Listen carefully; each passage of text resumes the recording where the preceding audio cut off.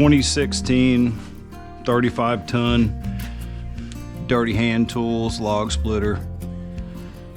Engine won't stay running. We're gonna pull it apart and try to figure out what's going on. Stay tuned. We're gonna try to figure it out together. All right, what you're gonna need for this job so far is gonna be a T20 Torx.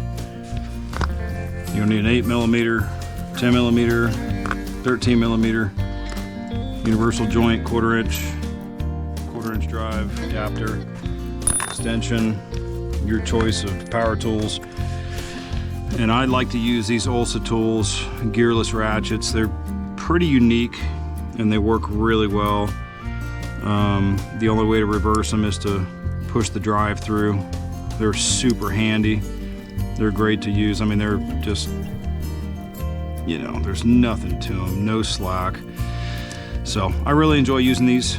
I recommend you get the quarter inch, the 3/8. I've got this one here, and I've got the quarter inch. So highly recommended. All right, let's get started. Let's first inspect the air cleaner here. Pull that apart. Well, first look. Looks pretty good to me. Well, that's a little, yeah, we might want to replace that. That's a little burning up, but the filter looks really good. So we'll replace this guy. She's seen better days. All right, well, let's pretend like we didn't see that. All right, so we'll grab our Torx.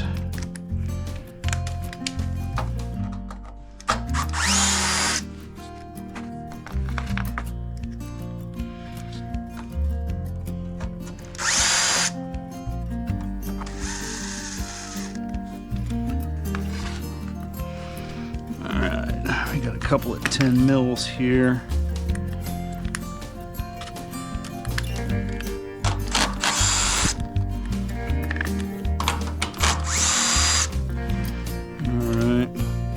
That's our 8mm there.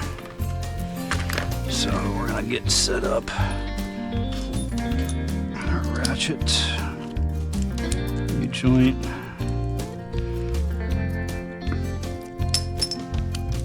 8mm. Make sure we're set up in the right direction. Nope. All right.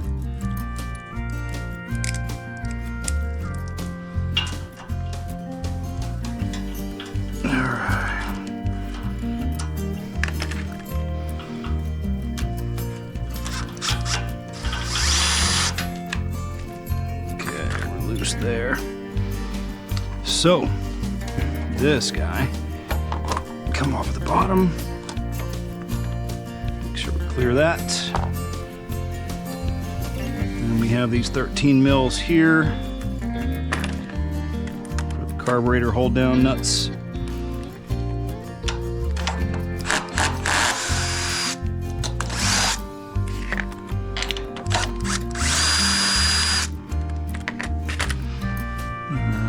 So we'll pull this housing off and you'll see that this hose comes out of the valve cover, the breather.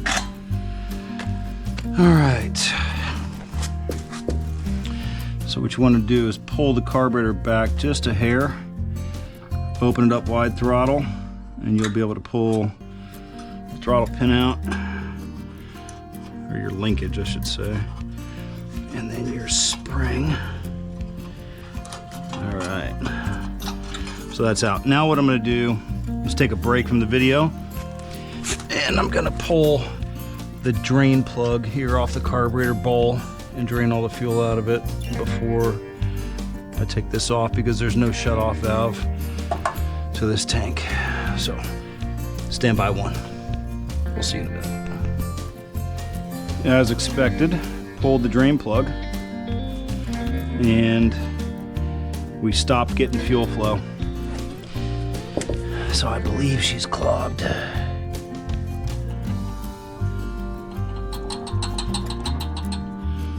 Oh, nope. Here, let's open up the fucking valve here.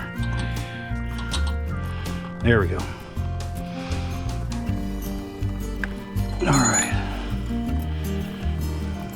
Open up this bleeder over here too. Oh, ball's coming off. Perfect. All right. So we'll let this drain and we'll come back at you here in a minute. So the bowl doesn't look all that terrible. I thought it was going to be way worse, but there is some varnish in there, if you can see. Yeah, so I think there's something stuck in the needle and seat. So this is going to require a complete tear down of the carburetor, which is fine. Nothing wrong with that. So we'll get to the bottom of it. Stand by. All right, let's see if we can get this carb off of here with the length of this fuel hose that we have. Oh, I don't think we're gonna be able to do it, but we can loosen up this clamp. We'll get this taken off somehow, some way. Oh, yeah, she's pretty brittle. Good Lord.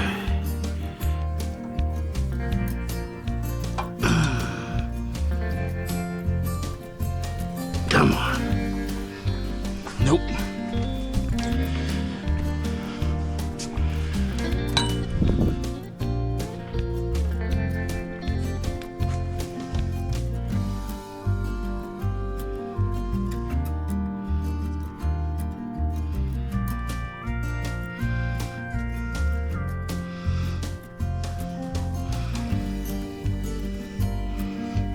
There we go. All right, let her get her draining quicker. Okay, carb's off. And the only reason why I'm letting all that fuel drain is because that fuel is old and it's already varnished. So stand by and we'll pop open that carburetor and we'll see what we're up against. All right, so just by first glance, it's pretty bad when you have varnish all the way up to your air inlet butterfly. That's all varnished. So you can tell this is, oh, that's really thick too. Yeah, you can just tell that this thing is going to be gummed up. So we'll get it all apart and we'll soak everything up, and we'll see what we can do with this. So stay tuned. All right, so the first thing we want to do is pull the float pin. So once the float pin's pulled, we can take the float out, and then we have our needle. Needle looks really good, but there's some varnish on the actual body. So let's push this down, pull this out. Don't lose this spring.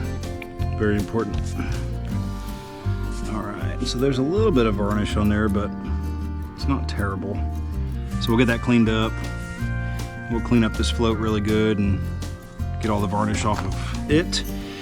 And then we're gonna clean this seat in here, and we're gonna clean this jet in here, and I'll show you how to pull that jet out of there. Okay, so we've got that pulled. Now we can go ahead and pull our jet. It's just a flathead screwdriver. You just want to make sure you're using the right screwdriver. I'm using a Wera, I don't know the size of it. I mean, I guess it's like a number 2, but it's not like your Klein where you have a real fat body on it. She's a little bit smaller and she'll fit down in the hole just perfect. And you want to be real careful because this is made out of brass. Okay, perfect.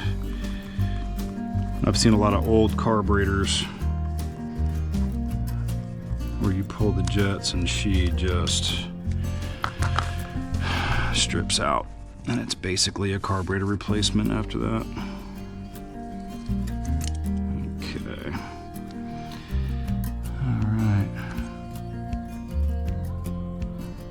Well, that looks like it's clogged up.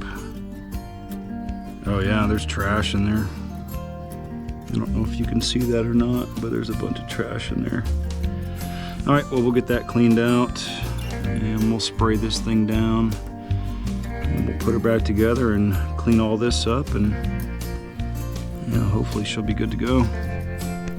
So I really like these universal brush cleaners that you can buy off of Amazon, but sometimes they're not small enough. So what I like to do is just take a wire and just strip it and just grab a strand out of it. And this is a really good cleaner for these jets. You just push it through. And we'll see if we can get all that trash out of there.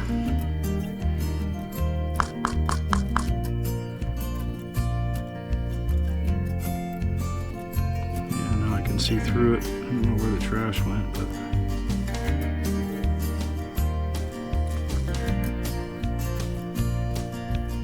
perfect. Alright, now we'll spray this guy out. We'll spray that jet out there. We'll clean all this up. Be right back with you. Alright, we're going to go ahead and clean out this butterfly here, and we're going to spray these out. The jet and the main fuel inlet. And I like to use WD-40. Just like that. And I love these reloading brushes because they give you the small end and the big end. The small end fits in there perfect. And you can see it just does a really, really good job of cleaning all that old varnish off of there.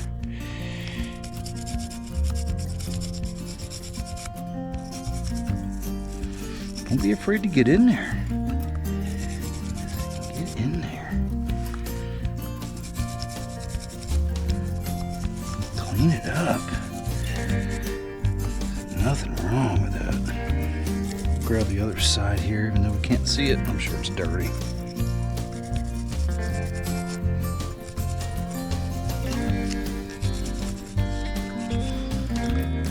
Alright. That is good enough. We'll hit the bottom of this inlet here and get some of that varnish off.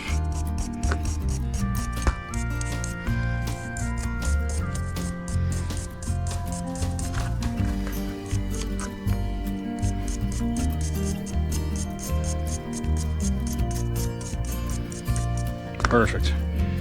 All right, now we're going to pull the strainer out.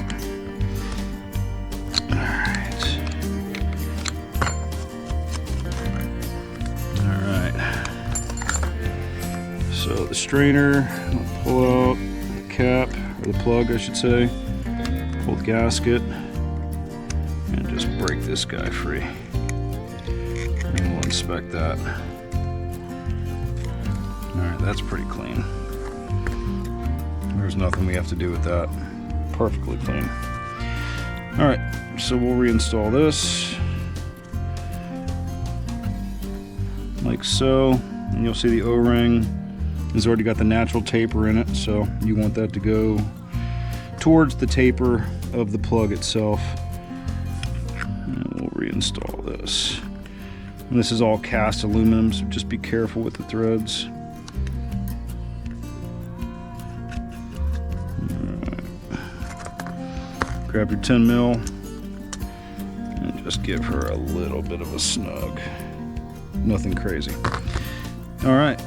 So now we'll take our brake clean and we'll get her blown out. Let's put a rag under here. I'm starting to run out. No worries.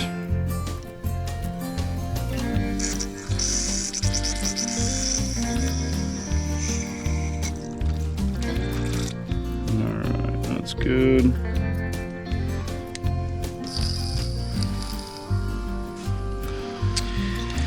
Alright, looks like we're out. WD-40 to the rescue. Alright. Okay, she's draining, that's good. So we can blow her out a little bit more.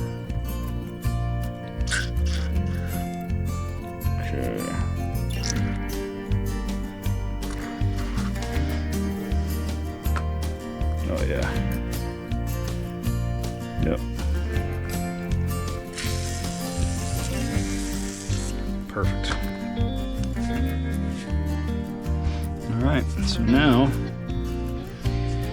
we can go back with our jet and let's make sure we get our threads nice and cleaned up, because you've got brass against an aluminum body.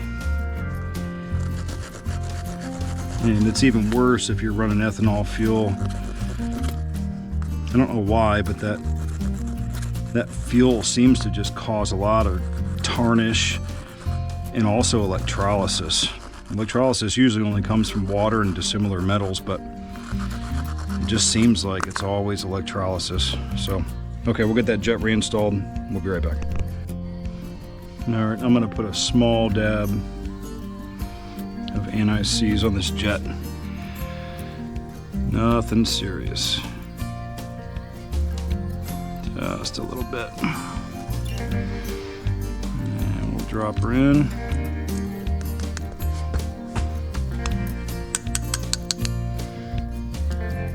And okay.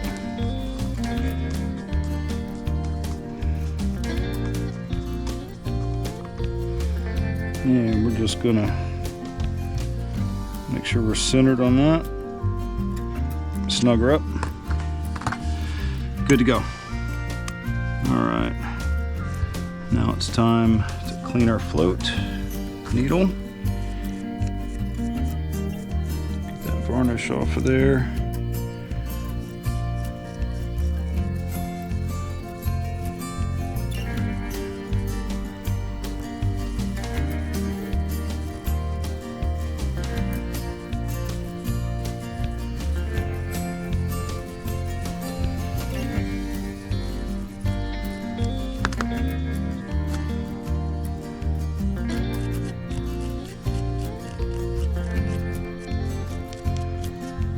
Perfect.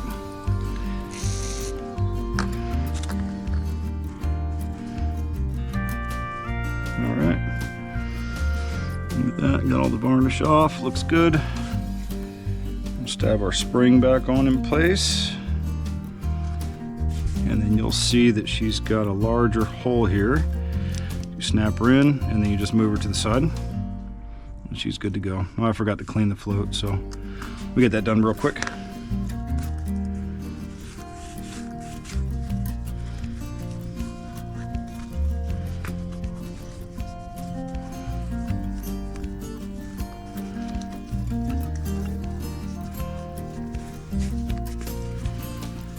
WD-40 works wonders on varnish and ethanol fuel. It really cleans everything very well. Okay, so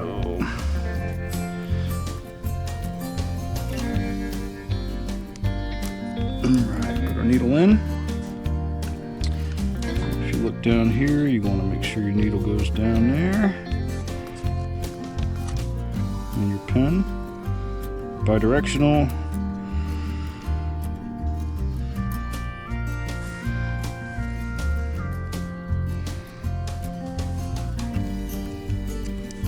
Okay, once that's in,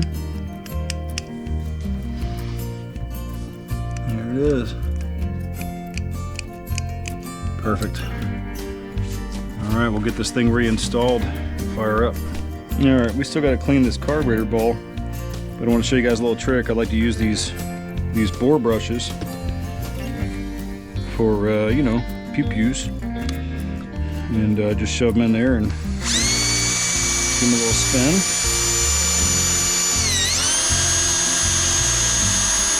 Break all that stuff up in those cracks and crevices.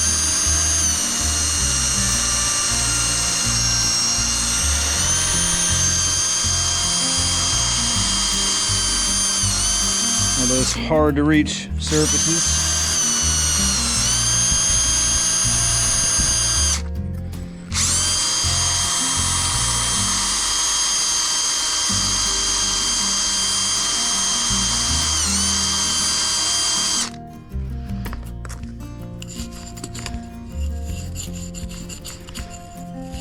Get that bowl nice and clean.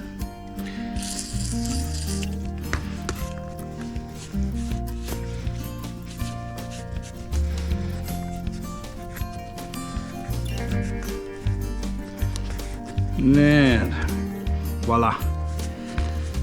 That's perfect. Not a thing wrong with that. Clean our mating surface real good.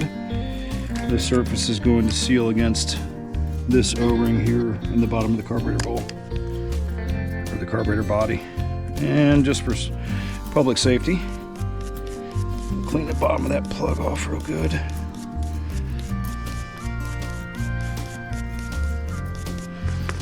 All right, that's perfect. Let's clean those threads. And we'll put a little bit of anti-seize on those threads before she goes back on.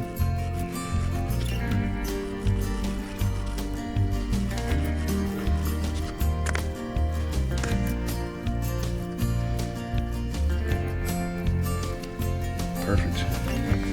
All right. We'll see her go back together.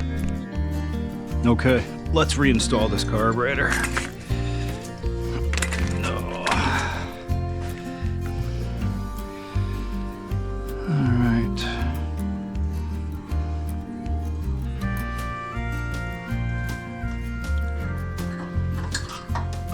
Now remember, we had to pull the carburetor out just a hair to get the linkages installed.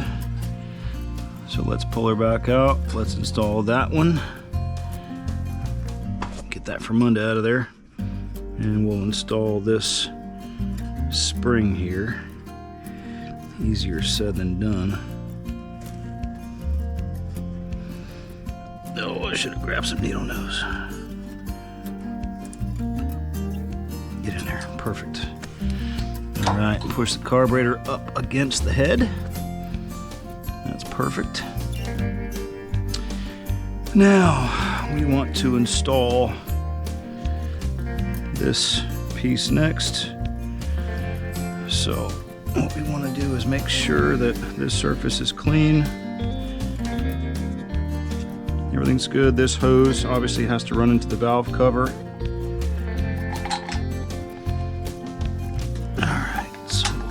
Up. Actually, what we should do first, if we're smart, is take this off and we'll install our fuel hose here. Alright. That's going to make it a little bit easier in the long run.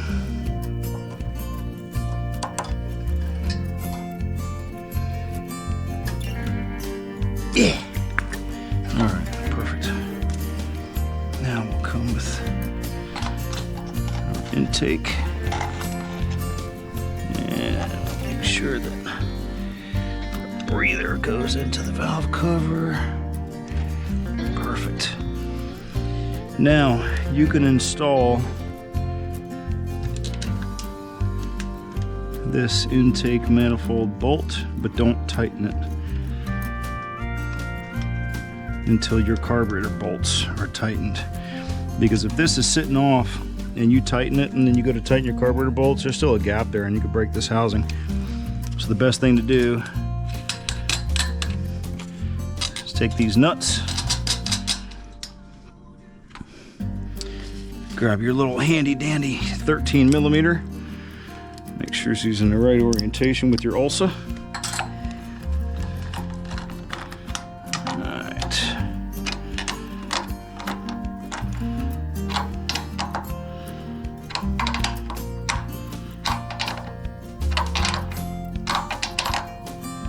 Perfect. Now we can take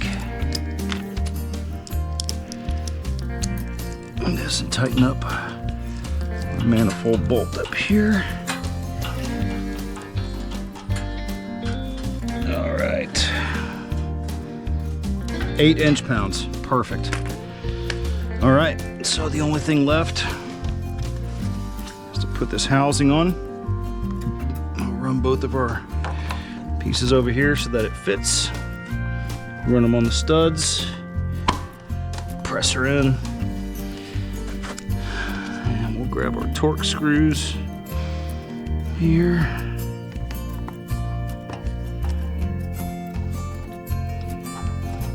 And we'll just get them started.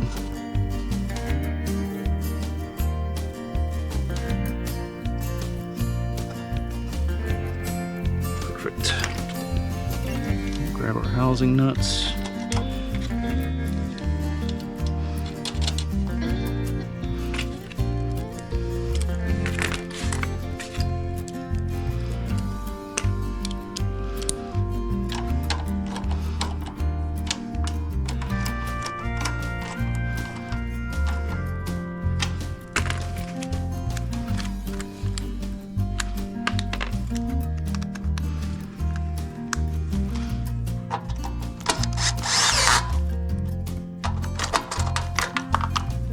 Perfect. Right in the fuel. Zero rust. All right, that's it. She's on. So then just till we can get a new media filter on that, we'll just put that carb on there for test purposes. All right, there's one. There's two. Perfect. Okay, fuel off. And we are choked. Okay. All right, we'll be right back for the fire up. Got to add some gas to it.